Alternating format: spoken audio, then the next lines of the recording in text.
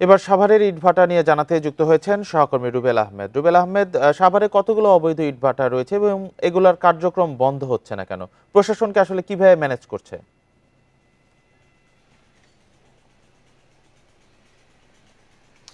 দেখুন, রাজধানীর খুব পাশের দুটি উপজেলা সাভার এবং ধামরাই, এই দুটি উপজেলাতে কিন্তু প্রায় 2 শতাধিকের ওপরে ইটভাটা রয়েছে এবং আমরা বিভিন্ন সময় কিন্তু নানা ধরনের অভিযোগ পেয়েছি বা অভিযোগ রয়েছে। এই 2 শতাধিক ইটভাটার মধ্যে বেশিরভাগ ইটভাটারই কিন্তু কোনো ধরনের কাগজপত্র নেই, নামমাত্র কয়েকটি ইট ভাটার বৈধতা রয়েছে বলে আমরা প্রশাসন এবং এই ভাটার সাথে যারা সংশ্লিষ্ট রয়েছে তাদের কাছ থেকে কিন্তু আমরা এমন স্বীকারোক্তি পেয়েছি। আমি এখন যে ভাটাটিতে রয়েছে এটি সাভারের শিমুলিয়া ইউনিয়নের রাঙামাটি এলাকার একটি ইট ভাটা। এই ভাটাটি কিন্তু বছরের পর বছর ধরে তাদের কার্যক্রম চলমান রেখেছে এবং এই ভাটাটি কিন্তু অবৈধ। এই একটি ইট ভাটা কিন্তু অবৈধ নয়, এর আশেপাশে গড়ে উঠেছে আরও 4 থেকে 5টি ইট ভাটা এবং কৃষি জমির একদম লাগোয়া এবং কৃষি জমির মধ্যেই কিন্তু এই ইট ভাটাগুলো গড়ে উঠেছে। এই ইট ভাটাগুলো কিন্তু অবৈধ, কিন্তু বছরের পর বছর ধরে ইট ভাটাগুলো চললেও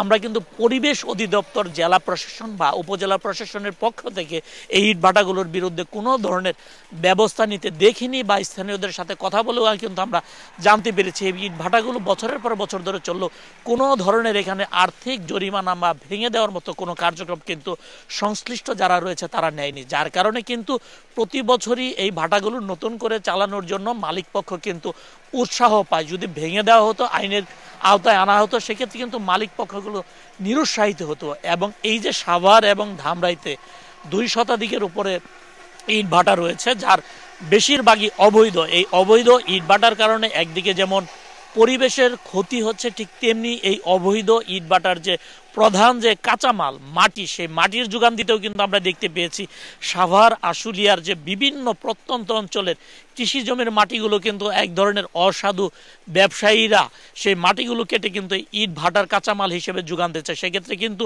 কৃষি জমিরও কিন্তু একটি ঘাটতি তৈরি হচ্ছে।